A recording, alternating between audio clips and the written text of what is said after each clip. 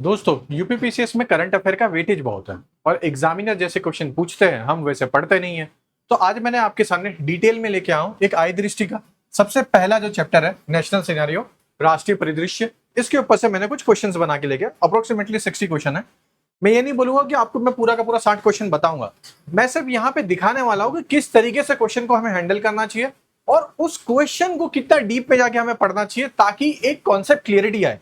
तो मैं कुछ क्वेश्चन आपको दिखा दूंगा, बाकी इसका पीडीएफ हमारे आपको ऐप पे मिल जाएगा, फ्री है, कोई एक्स्ट्रा चार्ज नहीं करना है। वन लाइनर के हिसाब से बनाया गया है, मल्टीपल रीजन है उसके पीछे। सबसे पहला क्वेश्चन क्या है, where did PM Narendra Modi participate in 12th international yoga day celebrations on 21 June 2026? प्रधानमंत्री नरेंद्र मोदी 21 जून 2026 को 12वें अंतरराष्ट्रीय योग दिवस समारोह में कहां शामिल हुए? अब मैं एक चीज समझता हूं कि ठीक है यार, मैं एक इतना मुझे पता है कि आप में से ज्यादातर लोगों को सबको पता होगा, हाँ, कोलकाता कोलकाता कोलकाता कोलकाता। अगर मैं ये आपसे पूछ लूं कि ये जो योगा है, योगा ये बताइए किसने लाया, तो सब जन बोल देंगे पतंजलि पतंजलि। अगर मैं इससे थोड़ा आगे करके पूछ लूं कि पतंजलि किसके कोर्ट में थे, आप में से आधे से ज्यादा लोग नहीं बता पाए। क्यों? क्योंकि हमने कभी इस तरीके से पढ़ा ही नहीं है। आई दृष्टि में जितना बताया हमने उतना पढ़ लिया। अगर अभी भी किसी को पता है तो कमेंट करके बता दीजिएगा। तो मेरे कहने का मतलब यह है कि जब आप कोई करंट अफेयर की क्वेश्चंस देखते हो तो ये पता लगाइए इसका बैकग्राउंड क्या है। पतंजलि ने लिखा, कब लिखा, कौन सी डायनेस्टी के टाइम पे उन्होंने लिखा, ये बताइए।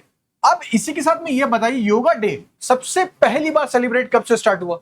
वो भी आप लोग में से ज्यादातर लोगों को नहीं पता होगा, लेकिन हमको क्या पता है, कोलकाता, वेस्ट बंगाल। इससे ज्यादा कुछ नहीं पता होगा, है ना। अब बात ये आता है कि फिर सर और सब चीजें कैसे लाएंगे? भाई यूज करो। जब तक आप इतना डीप पे नहीं जाओगे तब तक तो कोई मतलब भी नहीं निकलेगा। तो चलिए मैं फिर थोड़ा सा क्लियर कर देता हूँ। योगा डे कब बनाया जाता है सबको पता है, 21 जून। ओके, अब यहां पे कुछ क्लियरिटी के लिए मैं थोड़ा सा याद दिला देता हूं एक ट्रिक के साथ। योगा में से आज तो नहीं होगा, कल होगा, है ना। तो योगा का आ गया कल, तो कल क्या हो गया, कोलकाता। अब याद रहेगा हमेशा। अब इसमें तो कोई भी दिक्कत नहीं आनी चाहिए क्योंकि हमेशा याद ही रहेगा।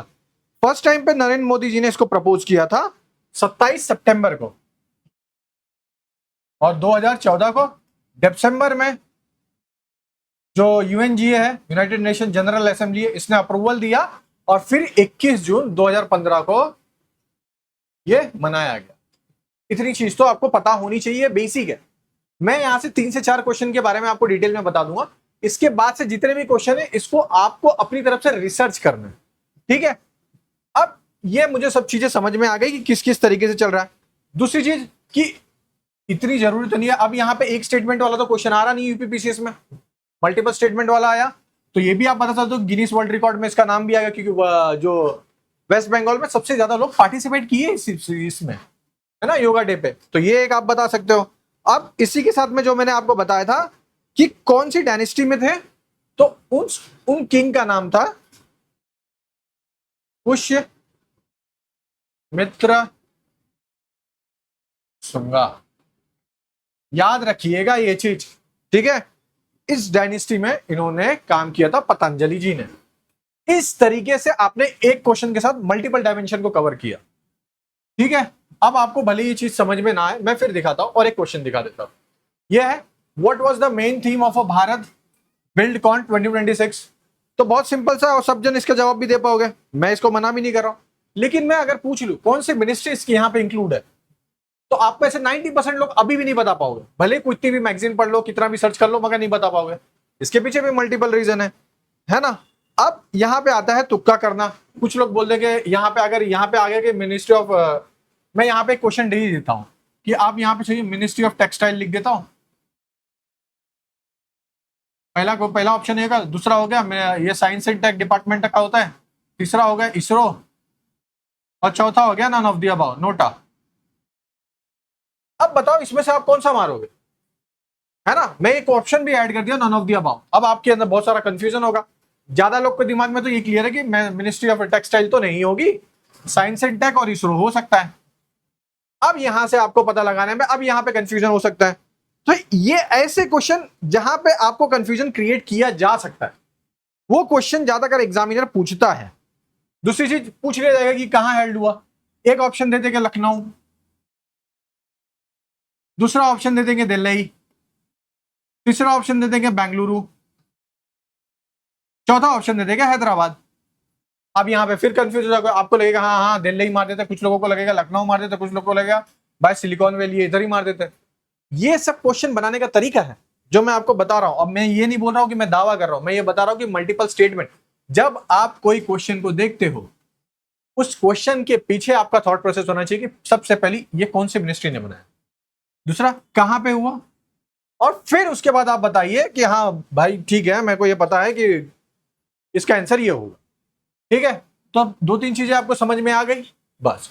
अब यहां पे ministry of commerce and industry included है। ठीक है, और उसके बाद कहां पे हुआ, न्यू दिल्ली में हुआ, बस एज सिंपल एज दैट। तो इस तरीके से आप पढ़ते हुए जाओगे तो 2 लाइन में, बस मैं बता रहा हूं 2 लाइन में आपका हर चीजें याद हो जाएगी। और एक क्वेश्चन देख लेते हैं। एक तो ये है, ठीक है, ये क्वेश्चन आने की उम्मीद बहुत ही कम है क्योंकि ये फेज है मेट्रो का, मैं इसके ऊपर नहीं आता हूं। ये आपको पीडीएफ मिलेगा तो आप देख लीजिएगा उसको, कर्नाटक की चीफ मिनिस्टर सबको पता है।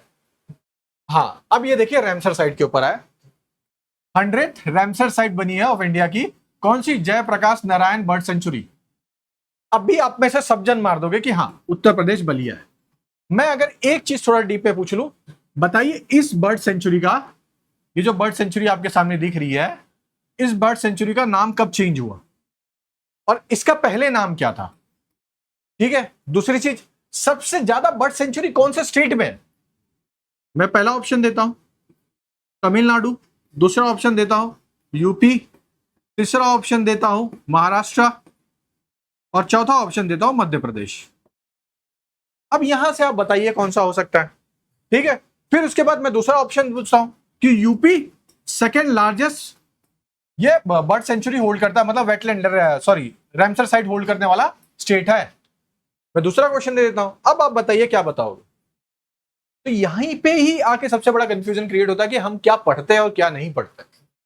ठीक है, अब मैं थोड़ी थोड़ी डिटेल में बताता हूं कि किस तरीके से हमें पढ़ना भी रहता है। सबसे पहली चीज यहां पे नोटिस करिए, आपके सामने रैमसर साइट के बारे में आ गया, जयप्रकाश नारायण, तो इससे जो बोलता था पहले बोला जाता था सुरह ताल बोला जाता था, सॉरी ताल बोला जाता था। ठीक है, अब जो सुरह ताल है ये था ही बलिया में है, यूपी के डिस्ट्रिक्ट में, सबको पता है, इसमें तो कुछ है नहीं। मगर कौन सी रिवर के पास है, तो यहां पे भी कंफ्यूजन सबके पास आता है कि राइट बैंक है कि लेफ्ट बैंक है, तो लेफ्ट बैंक के गंगा रिवर के पास है। ठीक है, अब गवर्नमेंट ने जो है ये बर्ड सेंचुरी सबसे पहला कब अनाउंस की थी, तो सुरह ताल को बनाई थी 1991 में। कब इसका नाम चेंज हुआ, ये सबसे बड़ी इंपॉर्टेंट चीज है जिसे पूछा जा सकता है, वो है 2002 में, और इसका नाम चेंज करके फिर रखा गया था जयप्रकाश नारायण बर्ड सेंचुरी। इस तरीके से आप जब डिटेल में जाते हो तो समझ में आता है। अब इसी के साथ में सबको पता है, अब पूछ लिया जाता है कि ये पूछ सकता है कि ये साइट को अनाउंस किया गया वेटलैंड डे के दौरान। ठीक है,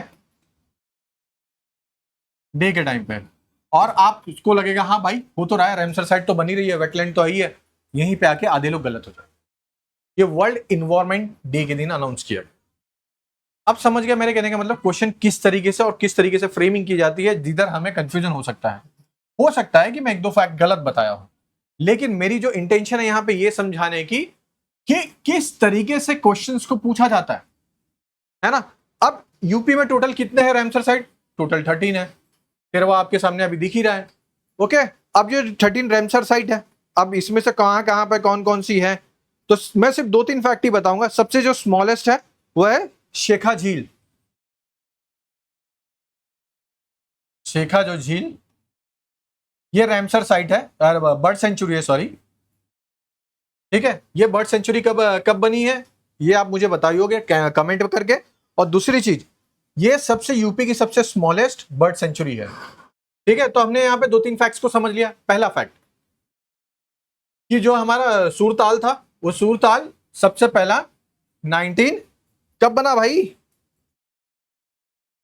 कब बना, भूल गए यार इतनी जल्दी, 1991 में सबसे पहली बर्ड सेंचुरी बनी। ठीक है, अब इस बर्ड सेंचुरी से इसका नाम चेंज हुआ 2002 में, फिर 2002 में नाम चेंज करके जयप्रकाश नारायण बर्ड सेंचुरी रखा गया, और 2026 में इसे वेटलैंड मतलब रैमसर साइट अनाउंस कर दिया गया। ठीक है, अब इतनी चीजें आपको समझ में आ गई है। यूपी में टोटल कितनी है, 13 है। भारत में सबसे ज्यादा रैमसर साइट कहाँ पे है? तमिलनाडु में है। फिर उसके बाद कहाँ पे? फिर यूपी में आती है। तो इस तरीके से याद रखिएगा, तो हमेशा याद रहेगा।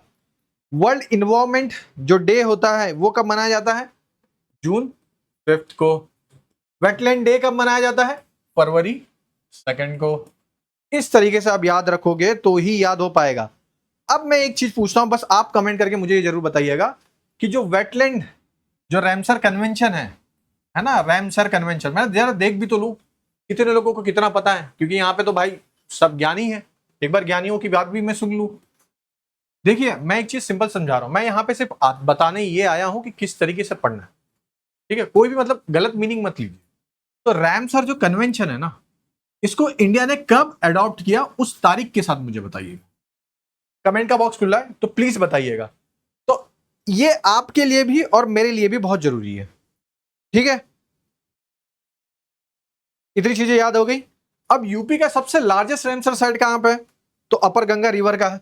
जो अपर गंगा रिवर रैमसर साइट है वो सबसे लार्जेस्ट रैमसर साइट है। ओके, ये कब बनी ये भी पूछ लिया था 2006 में। ये मतलब बर्ड सेंचुरी 2006 में इसको रैमसर साइट बना दिया गया। अब ये सब चीजें क्या है? ये सब चीजें हमें बहुत समझने वाली चीज है, क्योंकि यही सब चीजें पूछी जाती है। अब सर बोलोगे सर सब बर्ड सेंचुरी, ज्यादातर बर्ड सेंचुरी ही वेटलैंड बनती है। और वेटलैंड को क्या बोला जाता है दूसरी भाषा में? किडनी ऑफ क्या? बताइएगा जरूर कमेंट करके, ये सब चीजें बताइएगा। देखिए, करंट अफेयर पढ़ने का सबसे अच्छा तरीका ये सब चीज होता है कि जब आप पूरे डॉट को कनेक्ट करोगे। जब तक आप डॉट को कनेक्ट ही नहीं करोगे तब तक कोई मतलब भी नहीं मिलेगा। तो हमेशा डॉट के साथ कनेक्ट होके तभी आगे पढ़िए, वरना तो फिर वही है, मैं आ रहा हूं रट्टा मार रहा हूं और मैं निकल जाऊंगा। ये सबसे नहीं होता। फॉर एग्जाम्पल के लिए मैं और एक दिखा देता हूँ। आरबीएस के 2.0 दिख रहा है, नेशनल चाइल्ड हेल्थ प्रोग्राम। बहुत इजी क्वेश्चन है, कोई भी मार देगा हाँ ठीक है पहला ही है।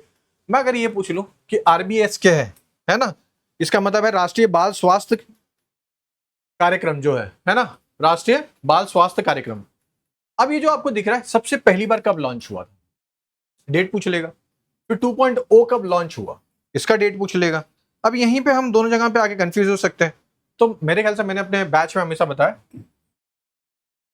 हमेशा मार्च और अप्रैल ये दोनों के बीच में ज्यादा अगर कोई डेट आएंगे नहीं, हमेशा आएगा तो ऊपर नीचे ऐसे ही करके आएगा। मैं बस एक ट्रिक बता रहा हूं, कोई ऐसा नहीं है कि ये हमेशा काम आएगा ही। बस इस तरीके से आप सोचिए कि जब आप कोई स्कीम को पढ़ते हो तो उसका क्या बैकग्राउंड आपने देखा, क्या आपने उस बैकग्राउंड के ऊपर काम किया। तो हमेशा ऐसे बैकग्राउंड के ऊपर सबसे ज्यादा नोटिस करिए, क्योंकि ऐसे क्वेश्चन आते हैं। अब आरबीएस के ऊपर मैं सिंपल से बताऊं तो ये फरवरी 2023 में, सॉरी 2013 में बना है, ठीक है? ये स्कीम बनी थी। फिर कब चेंज हुई? अभी अभी रिसेंटली नहीं आई ये 2.0, तो ये 3 मई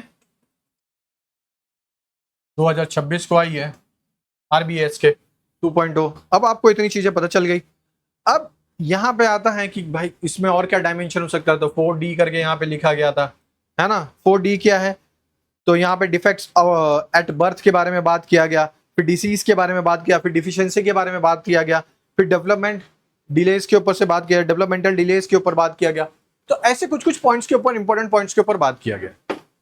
अब मैं पूरा नेशनल करंट अफेयर पढ़ा सकता हूँ, कोई दिक्कत नहीं है। मैंने उसलिए ये इतने सारे एमसीक्यू आपके लिए बनाया भी और उसके साथ ट्रिक भी ऐड किया है। आप इस पीडीएफ को लोगे तो आपको समझ में आ जाएगा, मगर ये वन लाइनर के हिसाब से। ये दोनों एग्जाम में हेल्प करेगा आपको, यूपीपीसीएस में भी और इसके साथ में बीपीएससी में। जिनका बीपीएससी है, मैंने इस सबसे पहला तो इनके लिए ही सोच के बनाया भी है। अब ये दोनों में इसलिए काम करेगा कि वन लाइनर बीपीएससी में ज्यादातर पूछा भी आता है, यूपीपीसीएस थोड़ा सा एडवांस हो। लेकिन जब मैं बोल रहा हूं कि आपको पढ़ने के लिए, तो आप किस तरीके से पढ़ोगे? India first state with fully paperless judiciary, तो सब जन बोलेंगे हाँ सिक्किम है, सिक्किम है, सिक्किम है, सबको पता है, मैं मना नहीं करूंगा। बहुत इजी क्वेश्चन हो जाएगा और एग्जामिनर भी सोचेगा यार अब तो बहुत इजी हो गया, अब तो कोई दिक्कत नहीं। लेकिन मैं ये पूछता हूँ कि पेपरलेस जुडिशरी जो है ना, तो ये क्यों बनानी पड़ रही है? क्या ऐसी चीजें हो जा रही है? जुडिशरी कौन से आर्टिकल में आता है? अभी आप देखिए, हाई कोर्ट कौन से आर्टिकल में आता है, सुप्रीम कोर्ट कौन से आर्टिकल में आता है, ये आप बताइए। फिर उसके बाद सिक्किम का जो हाई कोर्ट है वो किसके अंडर है, क्या है, उस हाई कोर्ट का क्या नाम है? तो ये सब चीजें पूछी जाती। अब कुछ लोग का ये रहेगा कि सर इतना सारा डायमेंशन बता दोगे तो कैसे चलेगा। मैं डायमेंशन ज्यादा नहीं बता रहा हूं, मुश्किल से अगर आप ये लोगे, यूज करोगे इंटरनेट की, आराम से ये 2 से 3 मिनट में आप पढ़ के खत्म कर दोगे। और ऐसे क्वेश्चन आता है, फिर आप बोलते हो कि सर घटना चक्र, आई दृष्टि, भाई आई दृष्टि वाले कितनी चीजें कवर करेंगे? वो ऑलरेडी अपने आप में बहुत बेस्ट मैगजीन बना चुके हैं। उस मैगजीन को और बेस्ट बनाना है तो आपको अपनी तरफ से थोड़ा रिफॉर्म करना पड़ेगा और थोड़ा देखना पड़ेगा, तब जाके ये क्लियर होगा।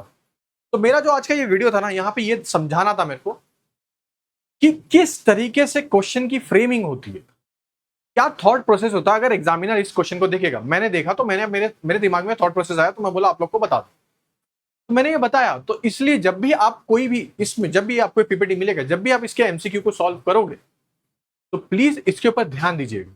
और अगर आपको ये पीपीटी चाहिए ना, प्लीज लाइक शेयर सब्सक्राइब करिएगा, क्योंकि बनाने में टाइम लगता है। ऐसी पीडीएफ को बनाने में मुझे काफी लंबा टाइम लगा, और जिसके वजह से काफी ज्यादा टाइम टेकिंग भी हो गया। तो प्लीज अगर वीडियो चाहिए अच्छी लगी तो लाइक शेयर सब्सक्राइब करिएगा अपने दोस्तों के बीच में, क्योंकि उनको भी पता होना चाहिए कि करंट अफेयर को पढ़ने का नया तरीका क्या होता है।